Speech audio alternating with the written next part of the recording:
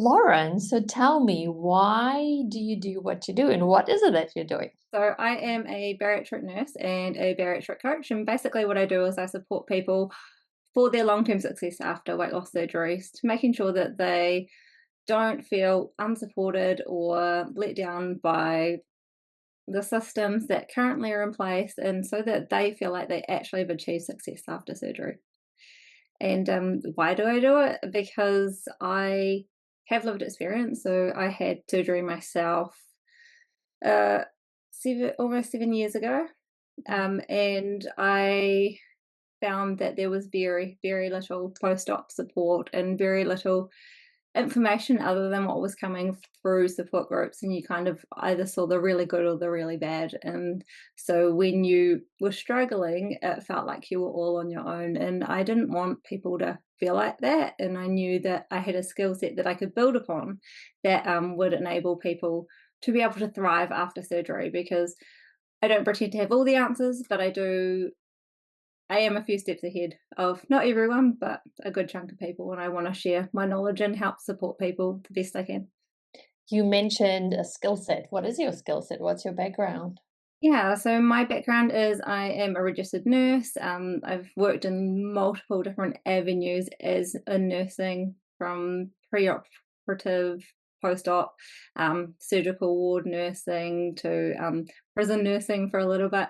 Wow. So I've got a really varied skill set. And then after I became a bariatric nurse and started doing this myself, I actually jumped into learning more and more around the psychology of eating, around basics that people need to understand about the physiology. I've done postgraduate study in advanced pathophysiology and pharmacology, so understanding how your body metabolizes medications, and also just coaching as well. So I've done some further study in coaching and understanding how that world works as well, because there's so many parts that I pull on. I'm not just a nurse in terms of I teach from a this is what you do XYZ. It's actually in part what's worked well for me, what hasn't. From that lived experience, I impart the knowledge base of the dynamics, and also the pathophysiology, which basically is how your body functions. And then I also couple in the psychology element. So it's kind of, I pull from lots of different areas when I have conversations with clients, because I don't want to tag everyone with the same peg, because we all come into my world basically with a different lived experience of life. And so if I just say, oh, well, you've had surgery, so this is exactly how things should be for you, it doesn't actually do my clients or anyone justice to treat people in that kind of cookie cutter setting. So it's basically meeting the person where they are, right? Looking, okay, where are you actually on the scale, kind of, or on your journey? And we'll meet you there, and then we'll go from there. I'll take you the Yeah. next steps. Yeah.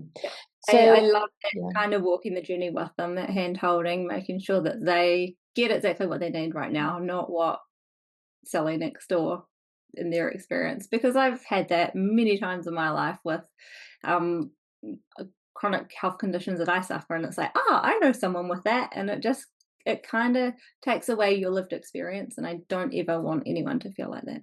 Mm. Okay. So you mentioned that you had the surgery yourself. Tell me more about your personal journey when it comes to food. Yeah, how did it get to a point that you felt like I really would like to have that surgery?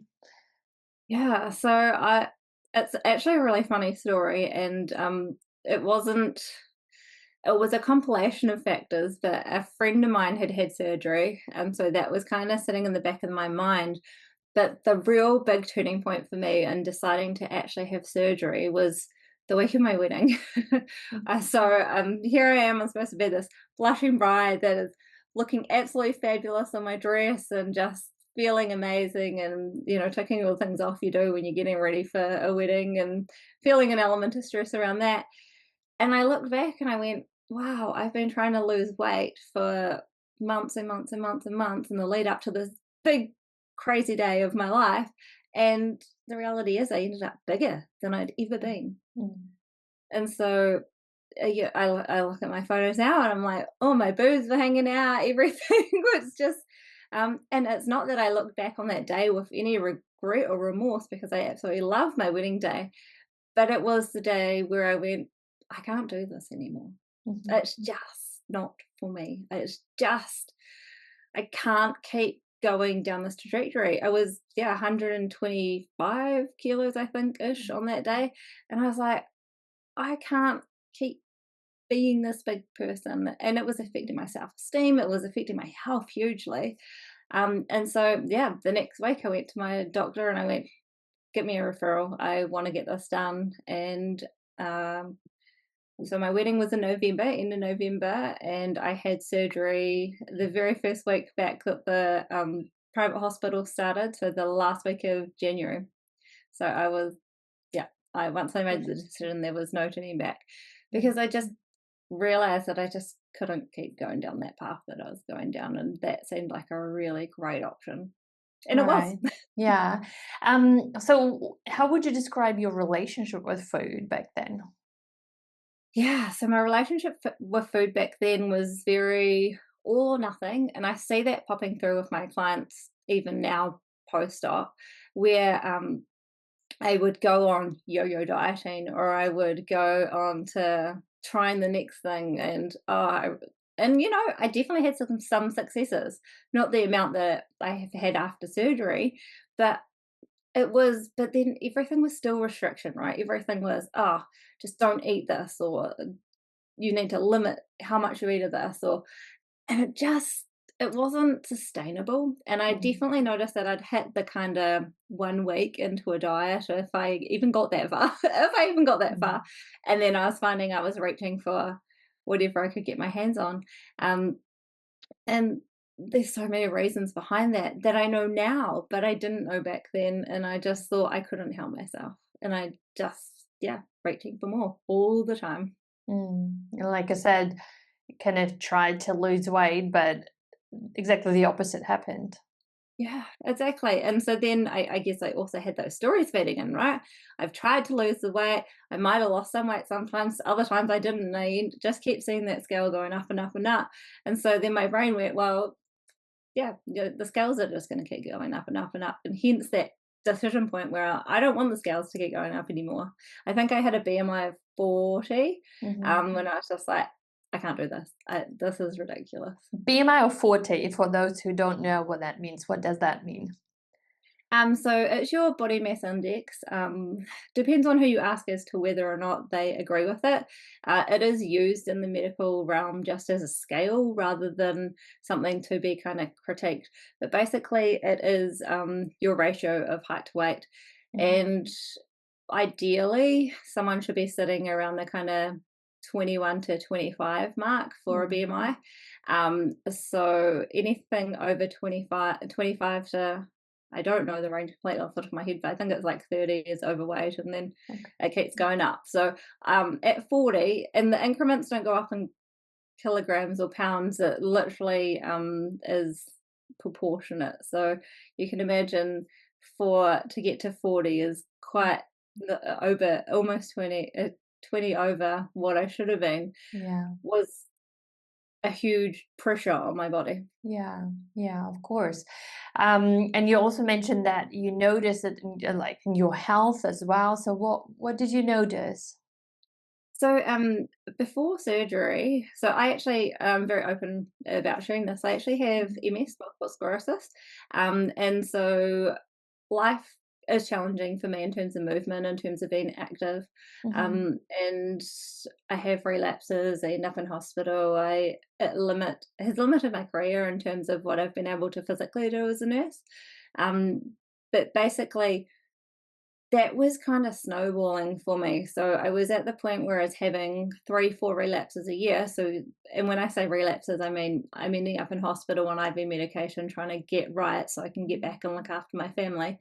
Mhm. And then since then, and granted, I have gone on to medication to help slow my MS, but even before that, since surgery, I've gone from about 3 or 4 relapses a year down to lucky if I have one, which Yeah. is really, really Yeah. cool. And Yeah. I definitely put that down to the weight. I also used to have to sit down I'd vacuum my lounge, and my lounge isn't huge, in my living room, and Mm. then I would have to sit down, and maybe I haven't even finished vacuuming the whole room, but I just needed to have that break because I was carrying so much weight Yeah. that it was actually exhausting. And MS comes off an element of exhaustion, but actually also having that physical weight dragging around with me definitely didn't help. Now I can Mm. happily vacuum the lounge on my good days. Obviously, with MS, there's good and bad times, but it's definitely a heck of a lot easier to move, and I've done a lot more physical things that I definitely wouldn't have been able to do before if I'd kept that weight on. Yeah. Okay. Thank you for sharing. Okay. So you decided to do the surgery, and then pretty much, if like 2.5, 3 months later, you then had undergone the surgery. Did you do anything specific to prepare for that surgery? I mean, given that short period of time as well. Yeah, so basically pre-op the own back then, so a lot's changed in Yeah. the Okay. bariatric space since I've had surgery. But back then my surgeon, we met with the surgeon obviously before, so I met with him in December. Um, and he said, "Yep, I'll do the surgery for you. I do need you to do these two things before we can say, yep, we're going ahead." And one was meet with a psychologist to just get clearance to make sure that I was mentally sound and in the right place to be able to have the surgery. And then the second one was a appointment with the dietitian. Um, Unfortunately, my experience, I really like the psychologist. He was more interested in my MS more than anything. So I was like, okay, that's fine. And then the dietitian, it was a 15-minute phone call, and it was like, just check out this surgeon's website. And I just didn't really feel super supported with that. And again, I know a lot has changed since then, but also we've got more people traveling overseas for surgery now that don't have as much follow up care. So there is still people that are still floundering a little bit. And yeah, so when I went from having that to surgery, you also have a 2-week pre-op diet that you have to do. So you're on OptiFast for uh, this is what the general consensus is. Depending on where you are in the world, will change as to how long or what you're actually using for pre-op.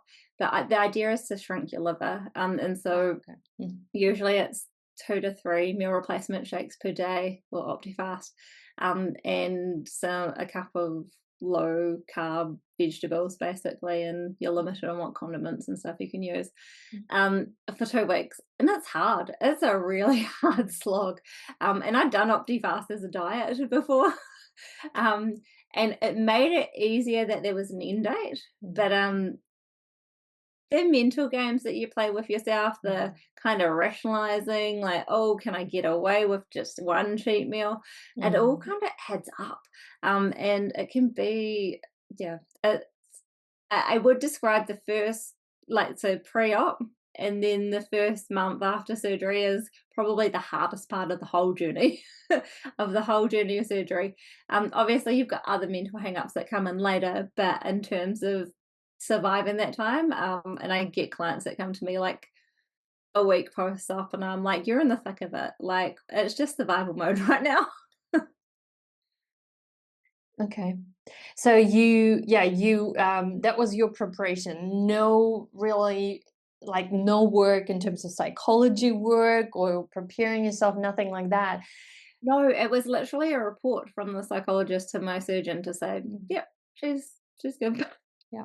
Okay. She's So good what herself. would you recommend other people, let's say, who maybe are now listening and thinking, okay, I am considering doing that surgery. What would you recommend for someone who's considering for the time for the surgery? We will be talking about after surgery too. Yeah, so if you're considering surgery, there's a few elements. The first is to choose your surgeon, where and what, who you can have surgery with. And I think it's really important that you go with someone who is reputable, who's done it a few times, because there's nothing worse than finding out that oh, they didn't have as much experience, it didn't end up the way you wanted it to go, or there's complications, and you want a surgeon that you can come back to afterwards if there is complications and they're onto it and they are able to pick up the pieces if things do happen, because they do. That's the reality with surgery, is it's just because it's straightforward for most people doesn't mean it is for everybody. And you have to go into that with an open mind that sometimes things do go wrong.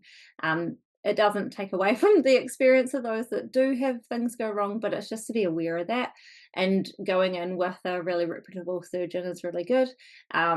You can look them up, especially if they are advertising them as a bariatric surgeon. It's just making sure they're registered with like ANZ MOSS, MOS, sorry, not two S's, and or if it's around the world, making sure they're aligned with the relevant surgeons guilds, as well as their local obesity chapters is really important. Um, Also, if you are going overseas, getting other people's lived experience of what the hospital was like. Is it clean? Is it safe? Is it a good place in the country that you're going to actually go and visit, so that you're not kind of left floundering?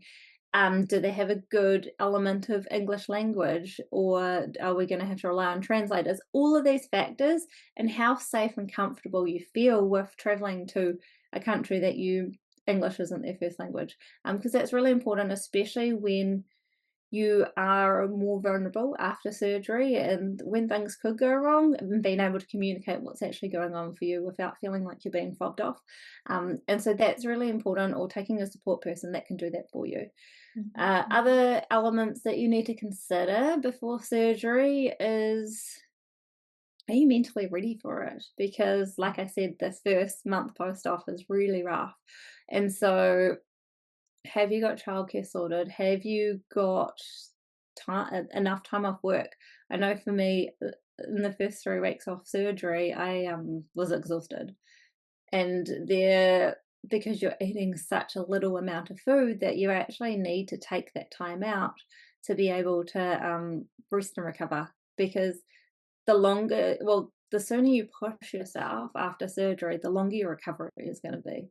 And so, if you can give yourself a good 2-3 weeks to really recover, that's going to set you up for recovering quicker. Some people are up and off and doing really, really well, but do be mindful that your energy levels are really, really low. So, that's something to be mindful of. So, taking that time off. Um, Otherwise, also, I highly recommend having a chat to one, people who've had surgery, chatting through with a nurse around what to expect, where to go for complications, what to do there, what psychologically you need to be preparing yourself for. Lots of surgeons teams have psychologists that will kind of talk you through the ins and outs, but you also want to make sure that you're talking to someone who's got a bit of lived experience, because if they're just telling you from a textbook, they can say what they've seen, but they don't actually understand it. And so that's a really, really important thing. I offer free pre-op consults for people, because I really want to make them feel understood and heard. And that's basically not where my focus is, because it's going to happen if you have surgery, and it's really, my focus is on getting you so that you're set up with sustainable habits and getting you sorted long term. But I love being able to support people through that really crucial first element. Other things that you need to be aware of, I'm just trying to think off the top of my head, Yeah. is making sure that,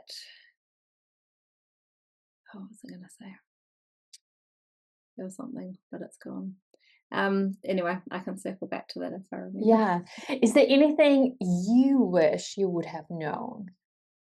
Yeah, Or do you I wish I had known how important the head work was after surgery. I Mm. just I just kind of assumed surgery would be the fix. I was spending all this money, over $20,000 I spent on surgery, and so I was like, okay, this is good. This is me sorted. But I didn't realize how much actually goes into looking at why I was eating in the first place, Yeah. because surgery is great and it's an amazing tool. But until you work out and understand why you eat the way you do, those patterns and behaviors are going to come back over and over and again, and they're going to show up in your life until we can get to the back end of that. And that's with any diet, that's with any change in behavior, is to actually understand why that is even showing up in your life to begin with. And so I think it's really, really important to go into it knowing that you are, at some point, whether you do it beforehand, whether you do it afterwards, you're going to have to start doing some really big deep diving into who you are and why these behaviors have been showing up as patterns across your life. Yeah, God, I love that you said that, because I want to share a little bit, and I can imagine you had the same experience probably working with clients, because I have had different type of clients. I had clients who had the surgery, then came working with me to work on the relationship with food.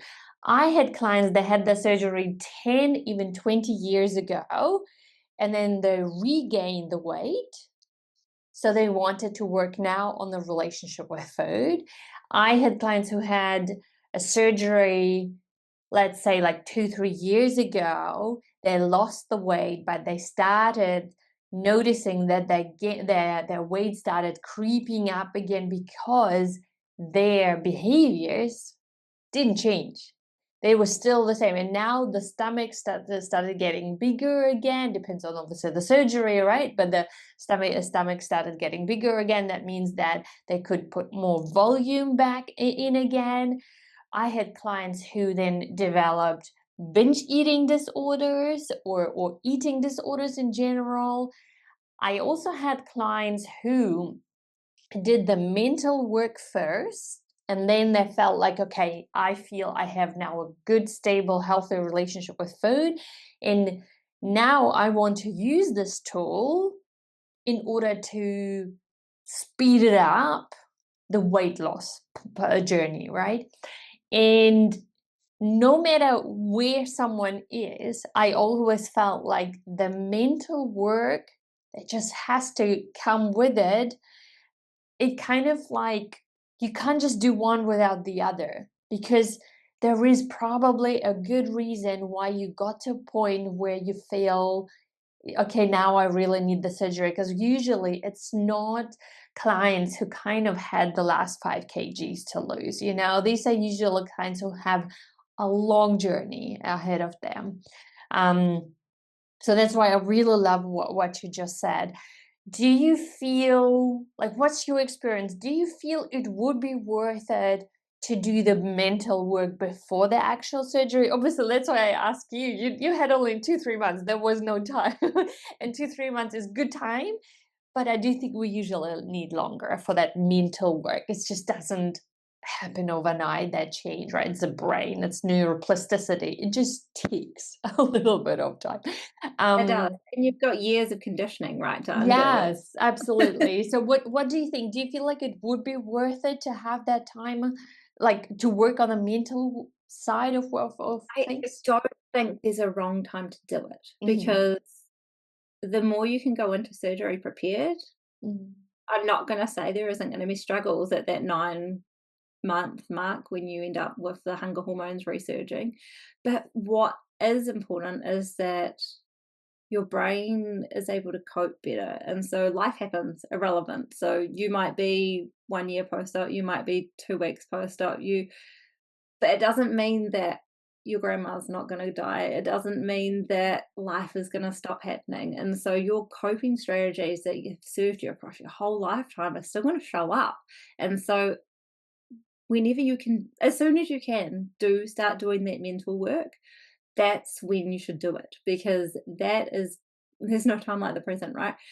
So I love getting clients that are initially post-op because they have amazing success, but that doesn't mean that the person who's 10 years down the track, who also has regained and struggled, and put weight back on and needs that extra support, it doesn't mean that there's no way back for them either. So on that note, I also regained after surgery. So I've had 2 babies post-op, Yeah. and my youngest is almost 2, and it was hard. The jump between having 3 kids and having 4 children, because I've got 4 girls, Okay. is was huge, and just there wasn't a lot of time for me in those early days. busy feeding, I was unwell, I was trying to get kids to places they needed to be at all the right times. And so I became on the back burner. And what that meant was I wasn't mentally putting myself first. And so my diet started to slip because I needed convenient food. I felt like I was rushing all the time. And so I ended up regaining, I think from my absolute lowest, which I've never got back to, by the way, I regained 22 kilos total, which is huge. Mm. Um, my happy place was about 5 kilos heavier than my absolute lowest. Yeah. And I am still in the process of getting back there, but I'm within like 2 kilos of that. So I'm not worried about that. Yeah. Um, but that's been over the last year where I've really had to put that mental work to challenge. I've really had to look at my diet and look at my behaviors, because this road isn't, I feel like surgery, you kind of feel like cookie cutter, this is gonna serve me and it's gonna be done. The reality is like I said, life happens. All those struggles started popping in for me. And then I realized, hello, all this regain, because you are blind to it. You notice your clothes might start getting tight, but then it's actually looking at, okay, well, how do I pull this back? And luckily I had enough tools in my mental work box as well as physically, nutritionally, to be able to get back on track and manage it and get that restriction back and know my body to be able to get back on track. Whereas a lot of people sit at that 22 kilos regained, which for some people would horrify them. Even 5 kilos regained can be horrifying for some people. And so it's actually like, okay, well, how do I get back from there? And it can feel like a real big struggle, but with the tools, it makes it just a little bit easier. Yeah, absolutely. You've meant so two things that I wanted to get into. You mentioned the 9 months resurgence, like where the hunger, I guess, comes back. Can you talk more about that? I haven't heard about that. Yeah, so in your journey after surgery, there's a few times where you stall, much like any other diet or Mm, restriction that you go on, that there's moments where your body goes, oh, I just need a moment to chill. mm, Just give me a second. Usually 3 weeks into any diet is kind of when that happens and people give up. But once you push through, so it even happens after surgery, that 3 week mark. okay. Um, and so that happens again at 6 months and then 9 months. And what happens at 9 months? So when you have surgery, generally um, the way they do surgery, it means that your ghrelin and leptin kind of drop off, and so the hormone signals from your stomach, but they come back, whether the receptors kind of rejig themselves by then. By about 9 months post-op, that's when that hunger hormone really kicks back in. Mm. It's also when your body undergoes a really big hormonal shift, which means that a lot of people end up, especially women, with menstruation changes. So I know for me, my period went all out the window and I was like, what is going on? Again, I didn't know that that was normal, that happened for a lot of people. So I thought there was something seriously wrong with So me. you didn't Um, have your period for that time. Is that what I happened, had or it I was all over the I show? did. Oh, no, I was getting it normally until that 9-month mark, and Ah, then when okay. the hormone reshuffle goes, that's when basically my periods started coming 3 weeks of the month, and I was like, "What's going on?" Ah, okay. It was not a fun time, Mm, and that lasted a good 4 or 5 months, and so until it stopped, basically. right. I Okay. think until I got pregnant, actually, Yeah. with, That's a way to do yeah, it. that's the way to stop it. Yeah, that changed that. And at 9 months, also your hair can start falling out as Yeah. well. Yeah. And I, it's not well researched yet. Hopefully, it's coming. From my understanding of anatomy and physiology, my guess is that as fat cells break down, so every fat cell has estrogen present, and so as fat cells break down, they release estrogen into your bloodstream, and so estrogen is our female hormone system, part of our reproductive system, and so when there's a big surge in that in your body that your body just doesn't know what to do with, it basically can throw everything out of whack. And so obviously my body went, we've got more here, and so all the hormone balances were out. What a lot of people don't realize is that your hormones, so your reproductive hormones, so your progesterone and estrogen, your ghrelin and leptin, your hunger hormones, and your thyroid hormones are all interconnected. So if one of them is out, then another element is going to probably be compensating for that as well. So it's really important that when we look at an overall picture of someone's health, if they're having issues with their thyroid function, what else is going on? Because it's not necessarily usually just one organ by itself. And so that system really needs to be looked at, and I think it's well overlooked in terms of what is going on for a lot of people. Lauren, you also mentioned that you regained the weight, obviously, because of the pregnancy, and I absolutely didn't know how it is. Same, right? I gained weight during pregnancy, and same thing. Just had to go on a weight loss journey. Took me about kind of a year, and like you said, what is really good is to know what to do it in a healthy way, right? Not to get into any sort of disordered eating behaviors, but take it slowly, take your time, knowing it will take time. So what is it that you are doing in order to lose that weight? So I've just been really mindful. I am always looking at myself in terms of what behaviors are showing up for me right now, what is actually sabotaging my journey. I do a lot of inner child work. So actually, I've been working really hard on healing her at the moment, and some of the stuff, because it's never actually about the food. So there's so much other elements at play for me at the moment. So I was looking definitely the other day around my inner child and what is going on for her right now, and how and there's a huge sense of abandonment there. So it's really working on healing that relationship with her so that I feel free to be able to choose. And I'm all about proactivity and being giving yourself the ability to choose your desired outcome, right? So choosing the consequence that I want. And so that with that in mind, that started a year ago, Novemberish, where I went, okay, I'm at the place where I'm not super loving where the scales are going, and so how am I going to implement the tools that I know? I use a lot of NLP in my work, neuro linguistic programming. Yeah, me Um, too. Mm. yeah, cool. And so I use that on myself to drop some of the transference addiction that I developed. So those are my clients that are listening to this, know that I used neurolinguistic programming to stop drinking Coke. It was a huge part of my life. After surgery, people were really prone to finding a different crutch, and for me, it was Coca-Cola, getting that fizz. And so I Coke used an Zero for probably as well, right? Because we think, oh, it should be okay. It doesn't have any calories.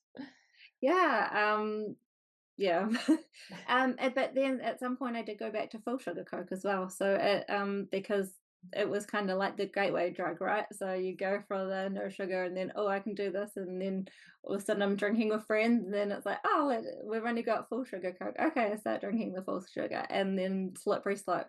Gotcha. And so it was really being aware of what behaviors are starting to creep in. So the fizzy drink was coming back in a little bit, and I was like, okay, I'm not super keen on this. So I used some NLP to drop that from my life.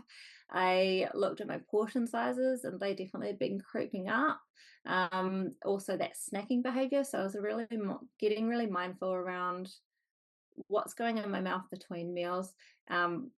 What is even actually probably the biggest thing over the last 6 months has just been really mindful of the sugar. So it's instead of reaching for um, the quick hits, which is what I was looking for, it's actually going, okay, well, actually, that's actually really high in sugar, and does that serve my body right now? And having that little speed bump conversation with myself before I start snowballing out of control. It's making sure that my cupboards aren't full up with junk food and rubbish so that I can serve myself, but also having easy grab food. And I think that's a really important thing for anybody that's trying to be successful on any eating journey, is that you set yourself up for success by not having the foods that are going to derail you in the house. Because I call it the kryptonite food for my clients. And it's like, what is your kryptonite? What is the foods that you just can't have in the house because it is just going to lead into the next one, lead into the next one, or you're just not going to be able to stop? Is it a packet of chocolate biscuits? Is it a bag of chippies? Whatever it is, because everyone's different, and taste buds change after surgery as well. So just because you go Right. on with Okay. it doesn't mean it's going to stay. But yeah. Okay. Yeah, I love what you said about food, because that's an interesting one. When I suggested that to clients, they would say, "Well, I should be able, but I should be able to sustain, like not to need it, right? I should be able to just leave it and look at, like my husband. My husband can just look at that chocolate and it doesn't worry him." And I said, "Well, the thing is, you are working with a brain that is currently hooked onto this. So it's like you would say someone who is an alcoholic, well, we're just gonna put all these bottles here in front of you, and you should be able not to not to drink it. We wouldn't do that with an alcoholic. We all know this person for a very, very, very, very long time, should not even have anything around that. Maybe in 20 years time, it's okay that there is somewhere a bottle, but not even drink it. Right? But somehow we expect it differently with food. So we Because believe we I can't should get be able away to do from it. it. We just can't get away from it. Mm. It's the hardest addiction to break because it's just there and it's so readily accessible. It's not illegal, Yeah. and it's yeah. Yeah, you're talking my speech, my TEDx talk. Actually, I was saying exactly that. I said, food is easy available.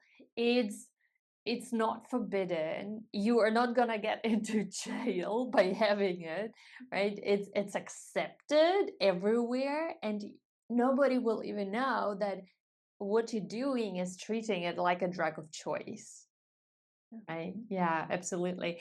So, what do you think, or why do you think so many people struggle with overeating or with eating in general?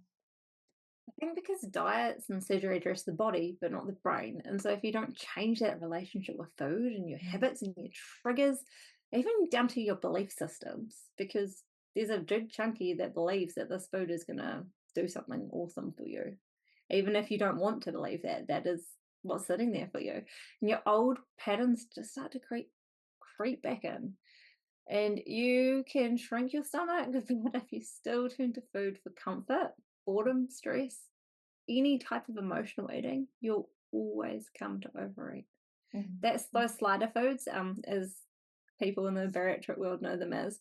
So your chippies, your chocolate, your anything that goes down easy that doesn't get stuck.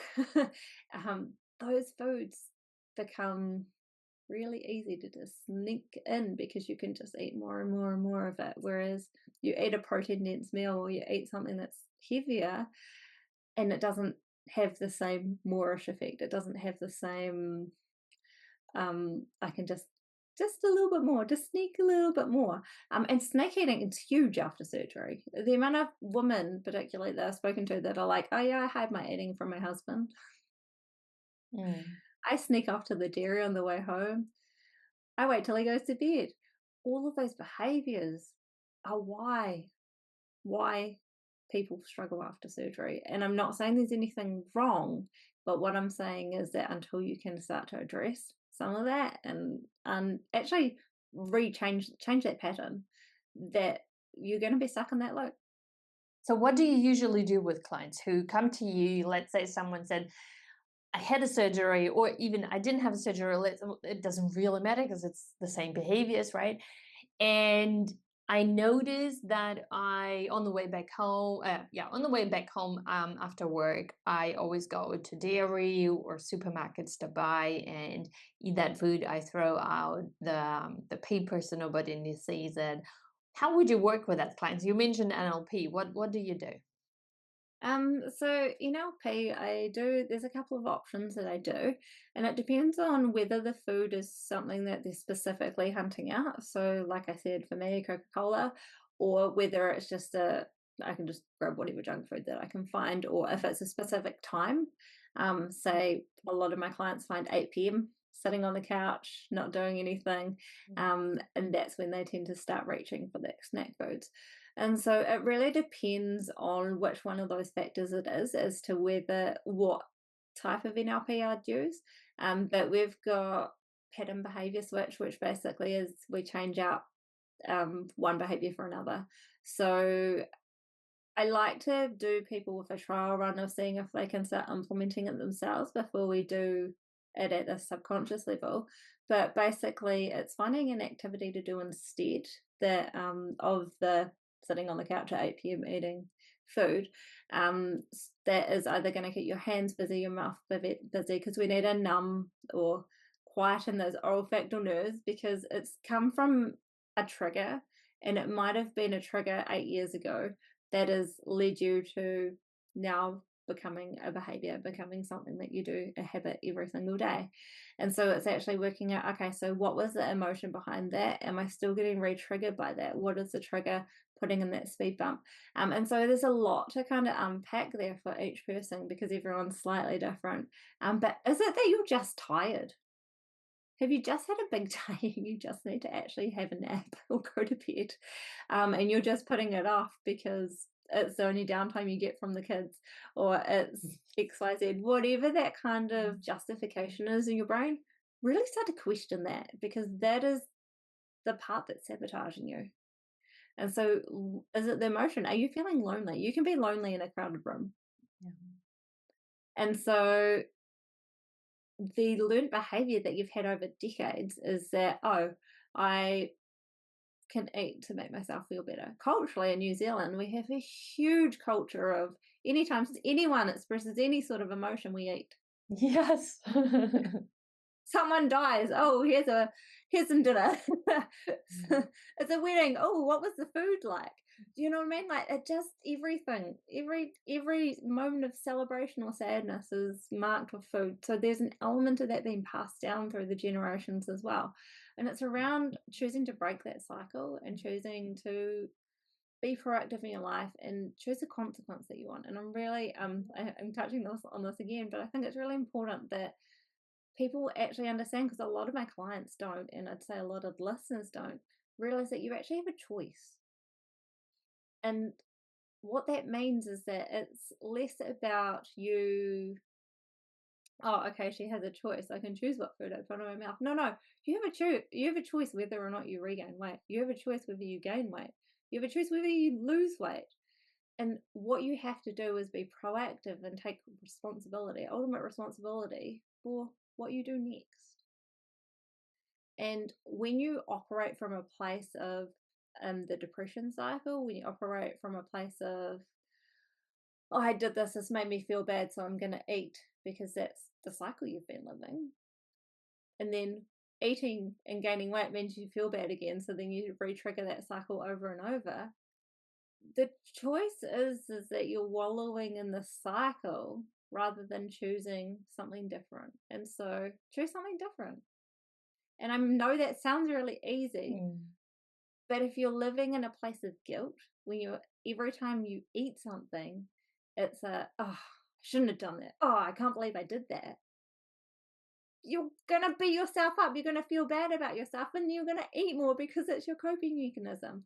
So I want you to drop the guilt and choose something different.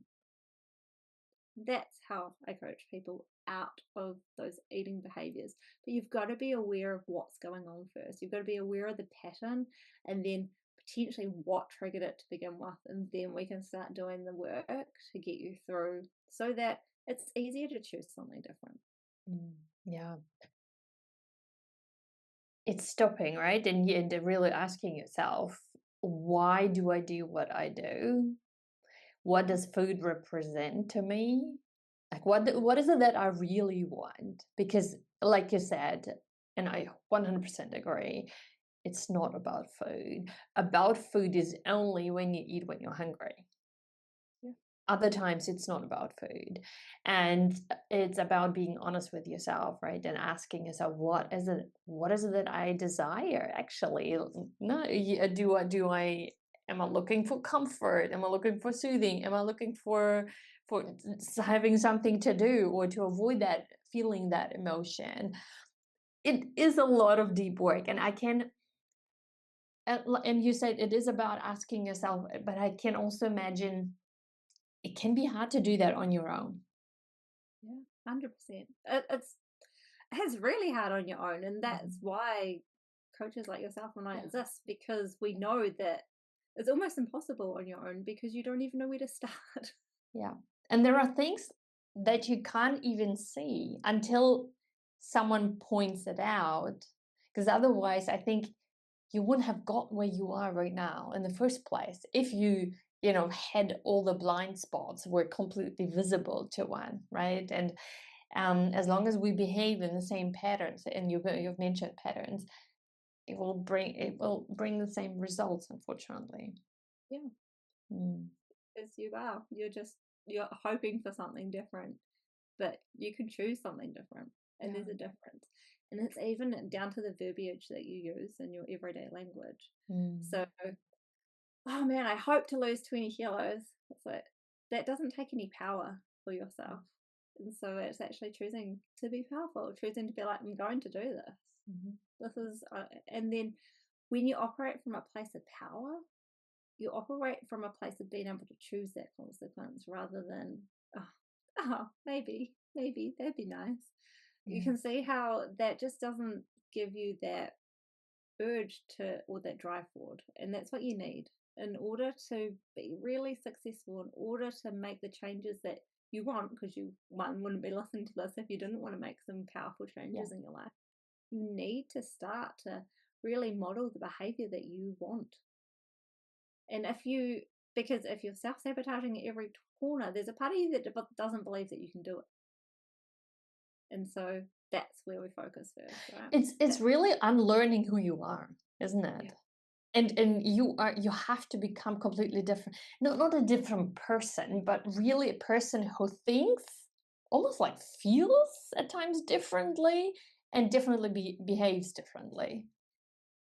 I actually would disagree with that, not from the fact that a lot of people don't even know who they are.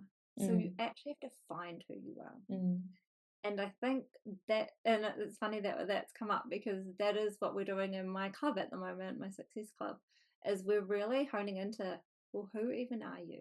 mhm. Because a lot of the time, especially as a bigger person, you're the glorified wallflower. You're the person who, oh, my opinion doesn't matter, so I'll just shut up and go in the corner.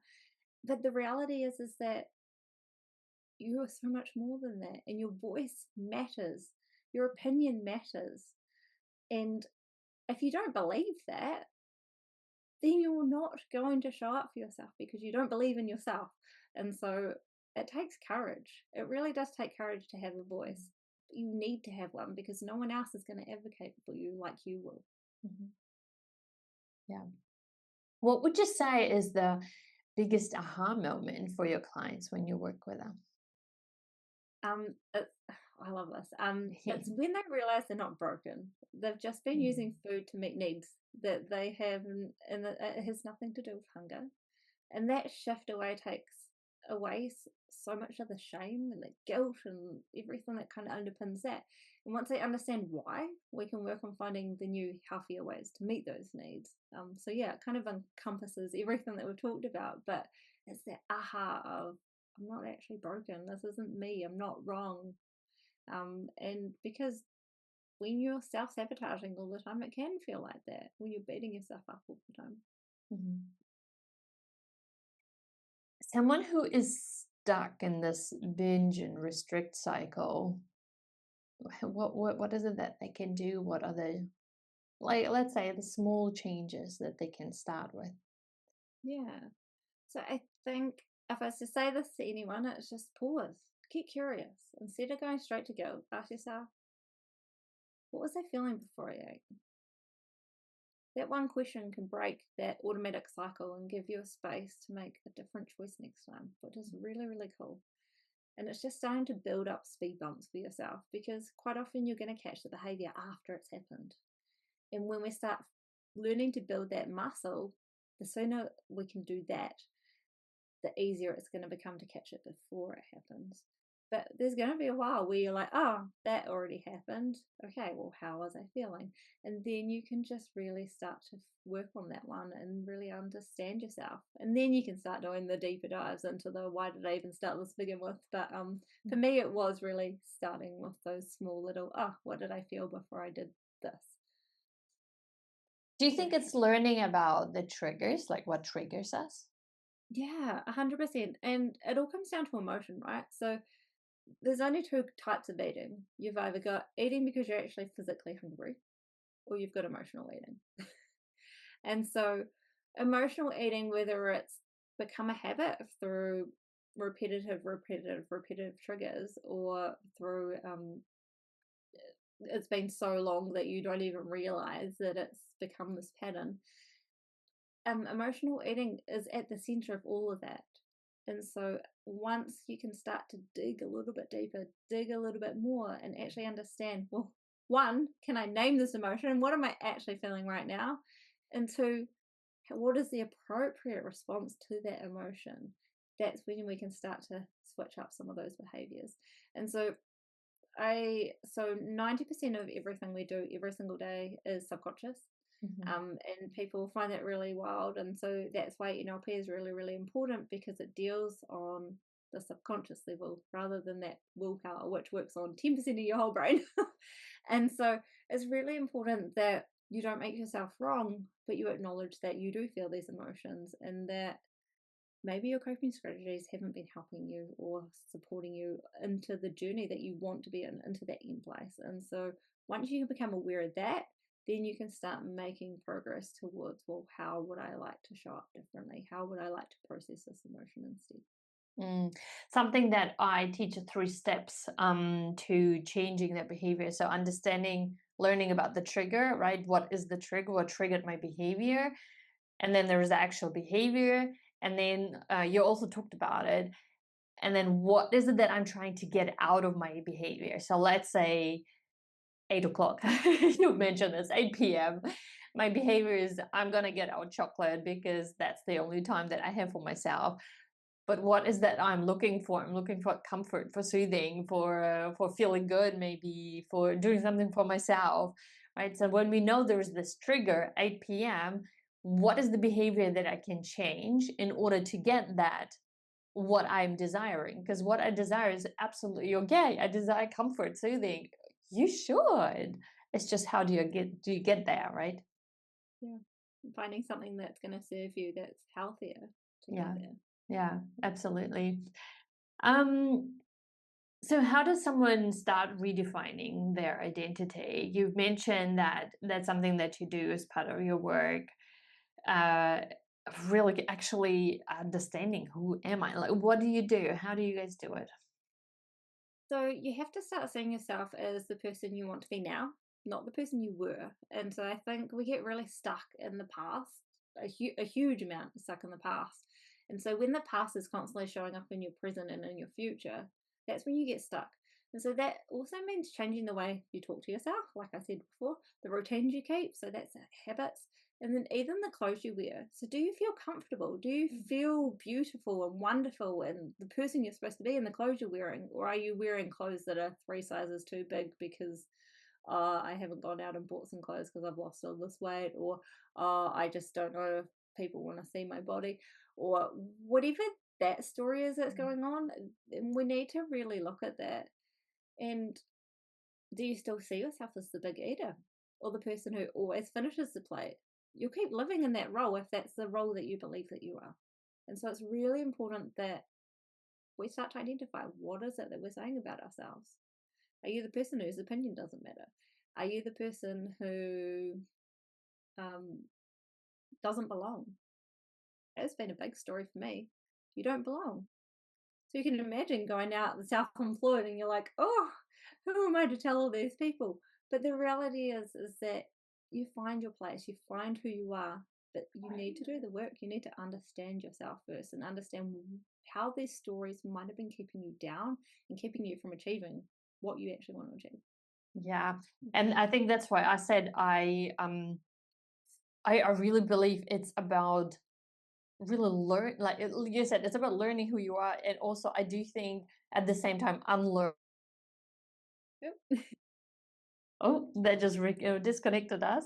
Yeah, it's about also learning who you are, and there are really lots of things that we have to unlearn, right? Those old behaviors, old beliefs. God, so much. There's just so much. That's why I always say, God, don't do it on your own, honestly, because it takes time to really make those changes. So it's really worth it. So at the end of the day, you have done. One is you spend so much money, and it's not only the money. Yes, it's the money, and also it's not easy, that, like you said, that time as well, right? You've already gone through it. You really want that it sticks for the rest of your life. Yeah, 100%. It makes me think of a personal journey, personal story, or my memories that I have. There was a time when I struggled really a lot with binge eating and gained so much weight that I couldn't fit into, honestly, any of my pants for sure, and only one skirt, because I could pull it up a bit higher so it had more space for my thighs, basically. And that's why I had that one dress skirt. And funny enough, I still wear that skirt, but it just doesn't need to be as high.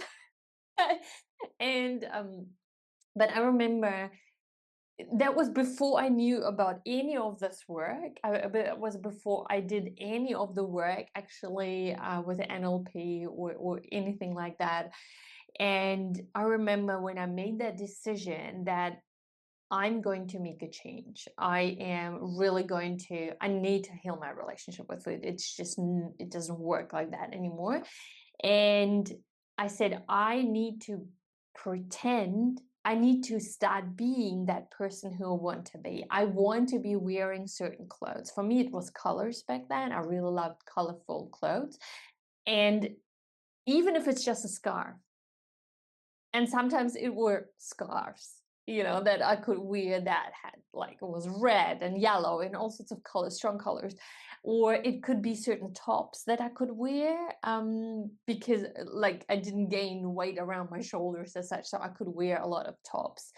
um, and that gave me that feeling, I gave me that confidence. I felt so much better. And when I felt better, I did differently. I did better as well. I noticed I ate better because I didn't want to hurt myself like that anymore. I didn't want to, again, binge or overeat and then feel bad again, like physically, psychologically, emotionally, all these components. It's funny you say that because you just reminded me of something I hadn't even thought about Yeah. actually. So before I had surgery, and I don't know if it was a little bit into after surgery as well, I always used to wear black. So black top, black pants. Didn't that was my outfit of choice always. And at some point there was a turning point where I went, no, I'm never wearing black on black again. And so I've caught myself like a couple of times, and maybe the last year, like twice, and it will not have been pre-planned. That I might end up wearing like a black jacket over black pants, and like, oh no, I'm not okay with this. So literally that whole mental change of actually bring some color, bringing that back in, because I think that came for me from a real insecurity of I just didn't want to be seen, and if I just wore black and I could just blend in. And so when I mentally made that change of I'm wearing color again, I am wearing clothes that fit me, I'm going to look beautiful, I'm going to look wonderful, I don't mind drawing attention to myself. That's a huge contrast to the girl who used to just wear black all the time. Yeah. Yes, as I do think so. To this day, I really think clothes matter. They really make a difference in the way we feel about ourselves, and therefore then how we like the way we show up for ourselves. Yeah, 100%. Yeah. So even when I had my girl, there was one, obviously there were days where I said I'm not gonna do anything. But most days, first when I got up, fed her, gave her to my husband, and I said, before you go to work, I'm going to go off and I'll just put mascara on, or some form of makeup for the day, because that was this little something that I could do for myself to feel better. It doesn't need to Yeah. be makeup, each to their own. Oh, and it's the small things, right? Yeah, absolutely. So, if you could give your pre-surgery, I guess, one piece of advice, what would that be? Don't wait until you're desperate. So Mm, start working on your mindset now. It's never too soon to learn why you eat, not just what to eat. Surgery changed my life, but the mental work I've done since it, that's what's kept it that way. That is literally who has shaped me into who I am. And I'm so grateful for past me who saw that I deserved a better life and I'm living that. And I'm so, so grateful for that. For her courage, because it's huge courage. When they did a study in the States around one of the health insurance companies over there decided to just let anyone who had a qualifying BMI have surgery under their health insurance, the uptake was 1%. mm, So it's huge, huge courage to have surgery. It's no small decision. And I love that the stigma is starting to change around, particularly New Zealand. I don't know about around the rest of the world, around the actual having of surgery. And now it's more common than not to know somebody, if not a couple of people that have had surgery, which is really, really cool. And I'm continually having friends that are like, I'm having surgery, or I've got a friend who's about to have surgery. I'll send them your way, which is really, really cool.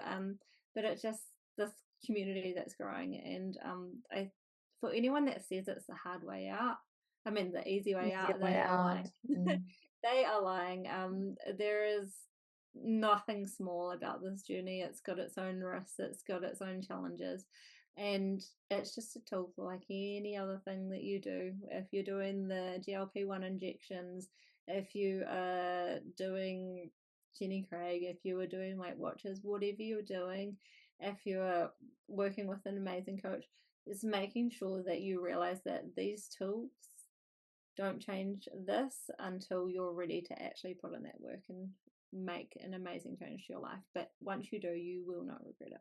yeah. I'm not going to add anything to it. I just want to say thank you for what to do. Thank you for the work that you're doing. I think it's so important. Like I said, I saw it myself. I've seen it myself. And I think we really need, your work. And I'm sure you are helping so many people. And I really hope that this podcast will help also so many people. I really love the conversation. I actually would love to have some point another one and maybe dive deeper into slightly different topics, because God, there is just so much to uncover, right? And go deeper into NLP and into the psychology of eating. I think, like I said, I think there is a lot of support around the actual surgery, but it's that mental work where we need more support, more help. So yeah, thank you so much for your work, but also for your time being here. No worries. Thank you for having me. It's been an absolute pleasure, and I really hope that anyone that's listening really got something out of it. And do feel free to reach out if you do have questions. Or, yeah. Yes, that's right. Actually, good point. Where did they find you? Yeah, so nice and easy. My website is laurenpeat.com. So you can find me there or find me on social media, Lauren Peat Bariatric Coaching, or, or I think it might be Lauren Peat Bariatric Coach, or just add me as a friend on Facebook if you can find me, Lauren Peat. But yeah, any of those ways are totally fine, and I'd love to start up a conversation. I am not scary, and I just love chatting with where people are at and seeing what they need. Yeah. Yeah, and I feel like I'm an encyclopedia. I have lots of information, and so I would love to come and chat about more, because most of my client sessions, I just go into it with not much of a plan, and I'm like, what do you guys need right now? And I will just go off on a tangent. So that's who I am, and I love sharing what I know. Yeah, I can relate. I can understand. I can understand. I will tag all your details in the description so people can find you as well. So thank you so much again. No worries. Thank you.